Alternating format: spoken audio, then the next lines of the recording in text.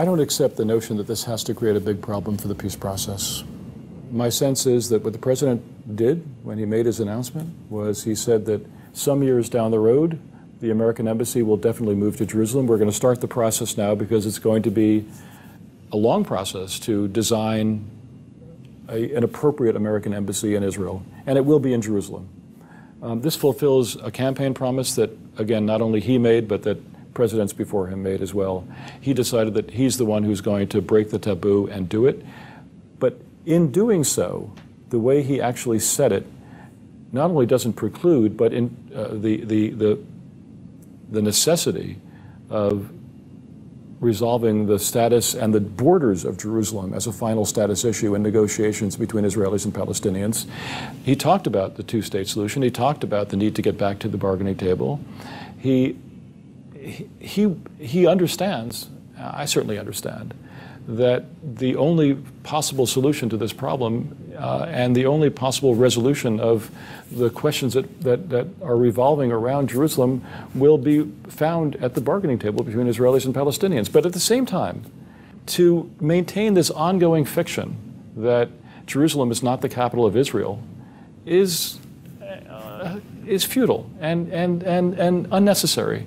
Why can we not say the American government will have its capital in the city that everyone knows is the capital, its embassy in the city that everyone knows is the capital of Israel, which is Jerusalem, and at the same time, get back to the bargaining table, negotiate, don't hold the entire process hostage by staying away from the bargaining table. This is an American view, yeah. But you're asking the Palestinians and the Arabs to negotiate with the Israelis with a pre-stated position, with a preconditioned position, with an aborting to all political promises that the final status of Jerusalem is going to be agreed upon between the two parties. I don't understand why that is. I don't understand why. Only if you presume that there's some possible negotiation. That was in the Camp David Accord. I know. That was always an understanding between all American presidents. Mm-hmm. And also you can ask yourself why, since the Congress have approved or taken the decision that to move the embassy from Tel Aviv to Jerusalem, that for the last 4 or 5 American presidents never moved it and never took the decision because they knew it's a damaging decision.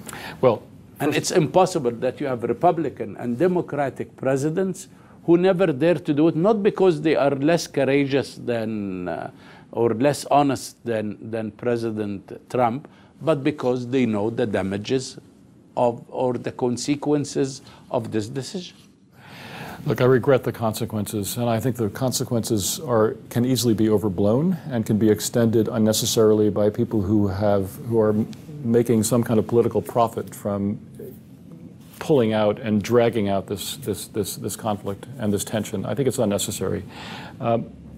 Is this the perfect timing to announce that the American embassy was going to move to Jerusalem? I'm not sure. I'm not sure there ever was going to be a perfect time. I'm tired of being held hostage by the Palestinians' refusal to negotiate. I think that this may end up moving the process forward. I hope it does.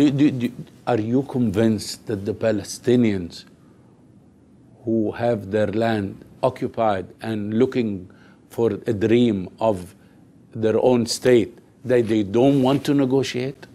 Then why aren't they sitting at the table with the entire world looking over the shoulders of the negotiators and trying to get a deal? Because they don't have a partner. They don't have an honest broker. They don't think that Prime Minister Netanyahu is the person who wants to make peace. Prime Minister Netanyahu, he and his coalition in the government of the State of Israel